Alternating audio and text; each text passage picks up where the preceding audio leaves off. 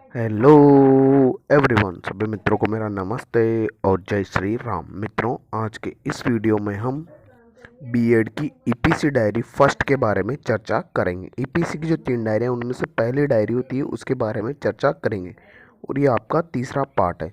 तो चलिए शुरू करते हैं बिना किसी देरी के ईपीसी के topic.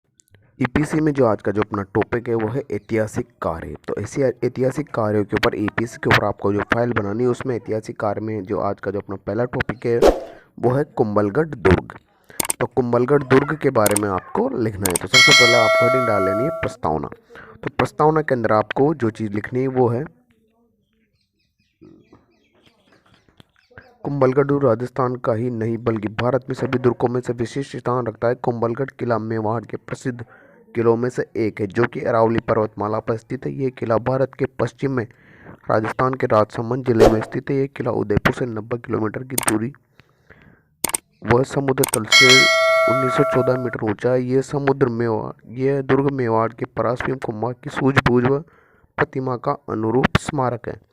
The great wall of China के बाद इस किले को 36 किलोमीटर लंबी व 15 मीटर चौड़ी दुनिया की सबसे बड़ी दीवार है। इसके बाद में आता है आपका जो नेक्स्ट हेडिंग है वो है प्रस्तावना। लिख लीजिए आप। प्रस्तावना के बाद नेक्स्ट हेडिंग हुई आपकी निर्माणकर्ता एवं समय।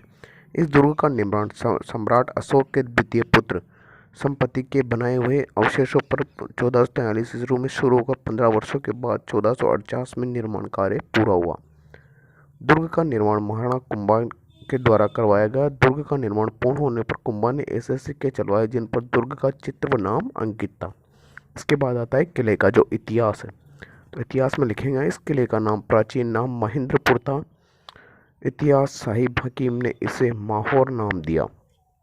इस किले का निर्माण मौर्य सम्राट के आगे लिखेंगे आप। यहाँ तक लिख लीजिए आप थोड़ा सा। उसके पश्चात में अपन आगे चलेंगे। थोड़ा सा और बचा हुआ है इसके अंदर तो वो लिखेंगे आप।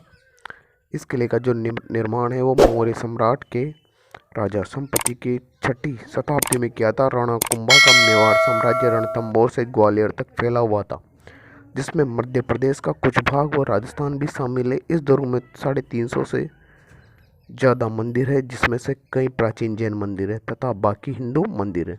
इस दुर्ग के अंदर एक और गढ़ है जिसे कटारगढ़ के नाम से जाना जाता है। इसी में महाराणा कुंभा रहा करते थे।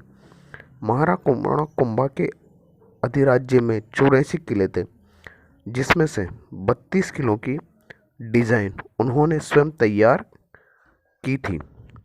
इसके बाद में आता है कुंभलगढ़ दुर्ग की संस्कृति। जो कुंभलगढ़ दुर्ग है उसकी संस्कृति के बारे में लिखेंगे आप।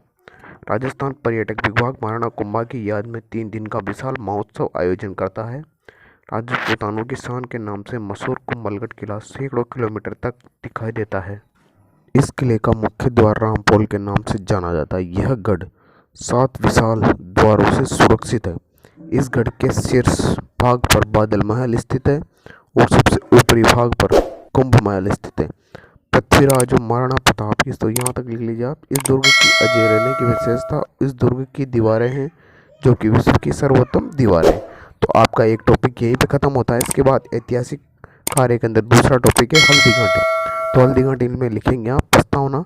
हल्दी घाटी उदयपुर से लगभग 143 किलोमीटर उत्तर पश्चिम में है व नाथद्वारा से 11 किलोमीटर दूर पश्चिम में स्थित है।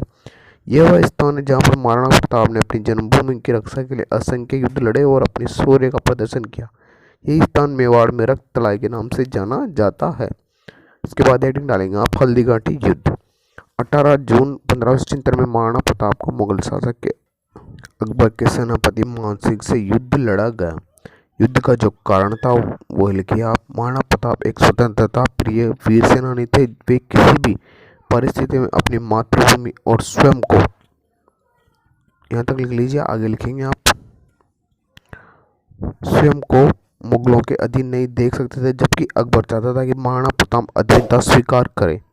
युद्ध का वर्णन हल्दी घाटी। इसके बाद में आगे महाराणा प्रताप के साथ कई राजपूत योद्धा व सेनानियां कीम खासूरी उपस्थित है। इस युद्ध की मुख्य बात यह थी कि इसमें महाराणा प्रताप का साथ स्थानीय भीलों ने भी दिया। इस युद्ध में प्रताप के परम भक्त सरदार झालान लड़ते हुए वीरगति को प्राप्त हो गए तथा महाराणा प्रताप के भाले से गज पर बैठा हुआ मान सिंह बाल बाल बचा। महाराणा प्रताप घायल होने के बाद भी उनके घोड़े चेतक ने घायल अवस्था में भी महाराणा प्रताप को सुरक्षित स्थान पर पहुंचाया और अपने प्राणों का त्याग दिया तथा उस स्थान पर चैतक की समाधि या बलीचा बना दी गई। इस युद्ध में महाराणा प्रताप की ओर से 22 सशक्त सेना लड़ी थी, जिसमें से 14 सशक्त सेना वीरगति को प्राप्त हो गई थी और मुगलों के भी 500 सरदार व सैकड़ों सैनिक मारे गए थे। अंत में ये युद्ध अनिर्णायक रहा था। इसके पश्चात में आप आगे लिखेंगे, यहाँ तक लिख लीजिए एक बार कंप्लीट रूप से।